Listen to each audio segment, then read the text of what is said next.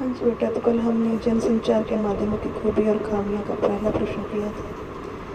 तो आज हम दूसरा प्रश्न करेंगे। उससे पहले उसको थोड़ा सा रिवाइज करवा दूँ कि जनसंचार का अर्थ क्या है।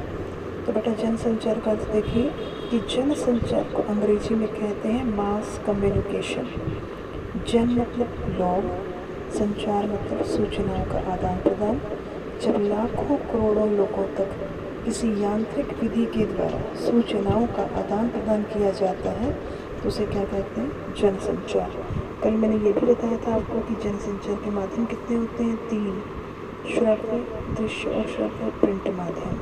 तो इनमें से जो बेटा प्रिंट माध्यम है, अब इसकी हम आज इस पर आधारित क्वेश्चन करेंगे। आगे देखो बेटा, तुम्हारा प्रश्न जो है सेकंड वो कौन सा है कि जनसंचार माध्यम में प्रिंट माध्यम पर प्रकाश डालें। तो हमने सिर्फ इसका जो एक माध्यम है प्रिंट, उसी पर ही प्रकाश डालना, उसके बारे में बताना है।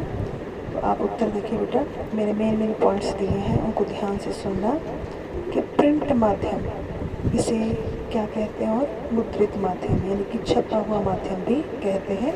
तो बेटा आप इस तरह से वाक्य तो बना ही सकते हैं कि प्रिंट माध्यम को मुद्रित माध्यम भी कहा जाता है और ये दुनिया का सबसे प्राचीन माध्यम है। कहते हैं मुद्रण यानी कि छापा जो था, छापा खाना, उसका जो प्राचीनतम इतिहास है वो कहाँ मिलता है? चीन में। बेटा इस तरह से आप पॉइंट्स की तरफ ध्यान रखोगे तो आपके जो MCQs हैं वो भी आपको क्लियर हो जाएंगे।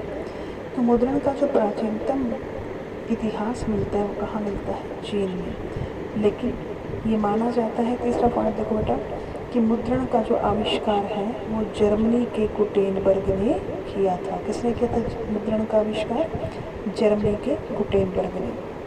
और भारत में सबसे पहला छापाखाना कब खोला गया? 1556 में गोवा में। तो इतना बेटा आपका प्रश्न तैयार हो गया है कि प्रिंट माध्यम को मुद्रित माध्यम भी कहा जाता है और ये दुनिया का प्राचीन माध्यम है।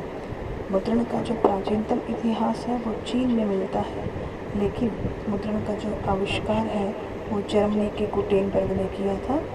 भारत में सबसे पहला छापाखाना गोवा में 1556 में खोला गया। देखो बेटा, जब छापाखाना खोला गया तो पुरानी टेक्निक थी लोग हमारे पास, लेकिन जैसे जैसे वक्त बीता उसमें जो आधुनिक तकनीक है उसका भी प्रयोग किया जाने लगा।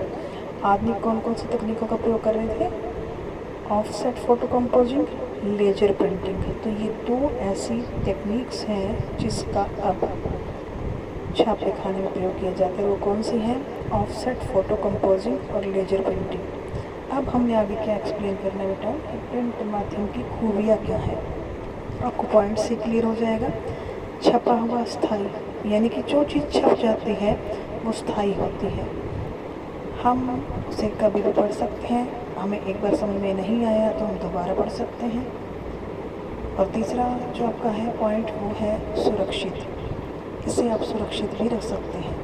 आने वाली जो पीढ़ियाँ हैं छपी हुई चीज़ों को दोबारा पढ़ सकती हैं, चाहे वो अखबार हैं, चाहे वो पुस्तकें हैं, चाहे वो पत्रिकाएँ हैं। तो प्रिंट माध्यम की खूबियाँ क्या हैं?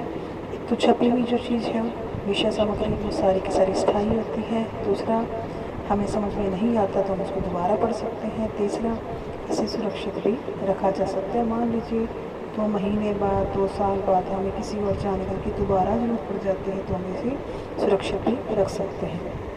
फिर है कि प्रिंट माध्यम की खामियाँ क्या हैं? इसकी कमियाँ भी हैं कुछ। अब अनपढ़ लोगों के लिए जो छपी हुई चीज़ें उनका कोई महत्व नहीं है, क्योंकि अनपढ़ लोग पढ़ ही नहीं सकते, तो ये केवल पढ़े लिखे लोगों के लिए होता है प्रिंट माध्यम।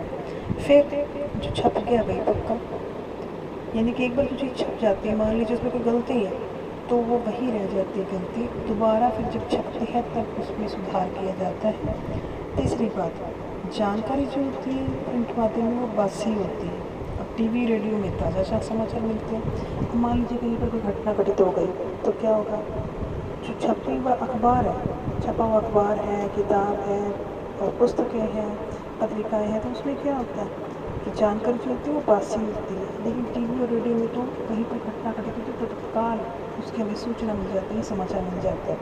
फिर प्रिंट माध्यम में एक और कमी भी है कि मान लीजिए हमें कुछ छापना है तो छापने से पहले ये देखना पड़ता है कि उसमें कोई गलती तो नहीं है, भाषा संबंधी, व्याकरण संबंधी, शुद्ध यानी कि शुद्ध भाषा का ध्यान रखना पड़ता है। दूसरा, पढ़ने वाले जो लोग होते हैं वो अधिक बुद्धिजीवी भी होते हैं और साधारण लोग भी होते हैं, तो ये भी देखना पड़ता है कि भाषा कैसी होनी चाहिए। अगर हमें देश विदेश की जानकारी प्रिंट माध्यम से लेनी है तो उसके लिए सरल भाषा का प्रयोग करना पड़ता है।